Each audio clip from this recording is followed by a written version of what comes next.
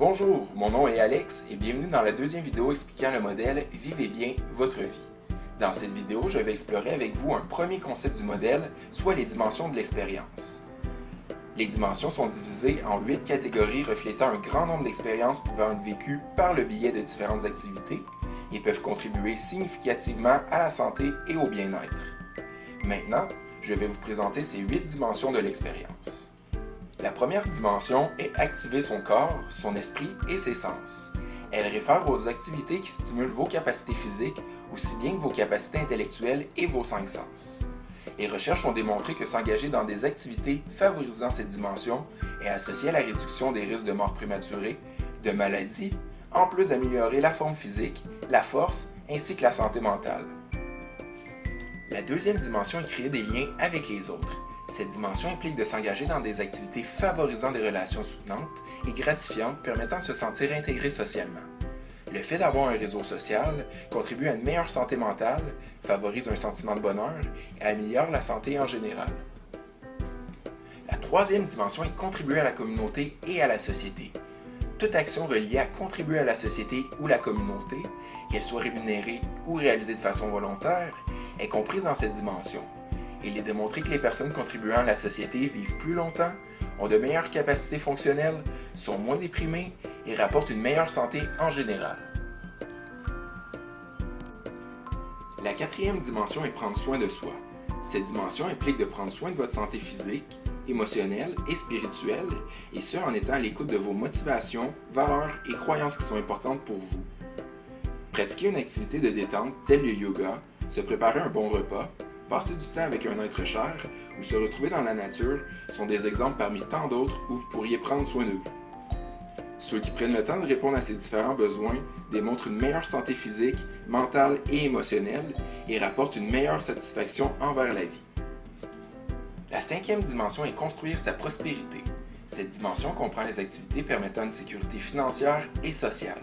Par exemple, travailler, faire sa gestion financière, investir dans un logement, assurer une sécurité de quartier sont des activités reliées à cette dimension.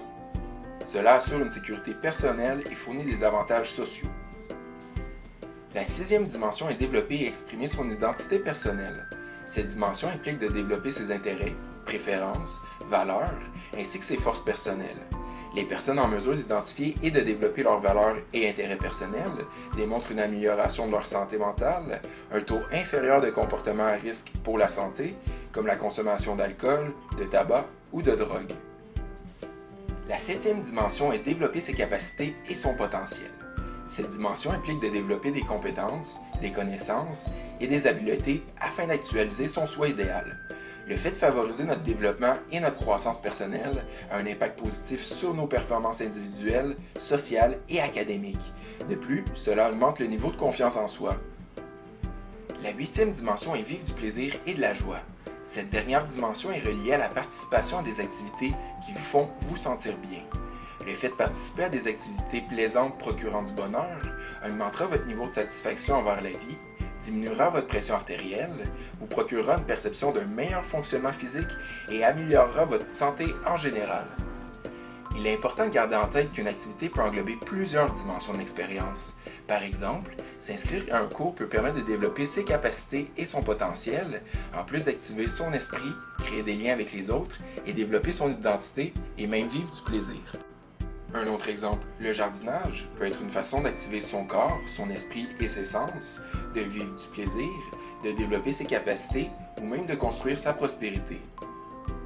Il est important de comprendre que dans certaines transitions de la vie, la variété des activités peut subir des changements.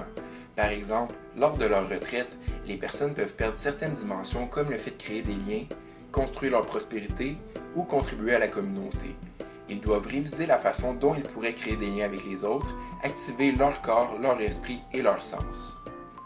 Pensez à d'autres individus ou groupes qui pourraient tirer avantage de participer à des activités regroupant l'ensemble de ces dimensions.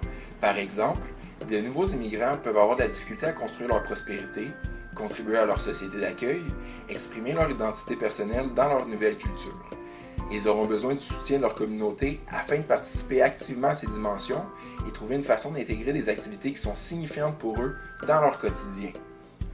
Chaque personne est unique dans la combinaison d'activités qui sera optimale pour elle.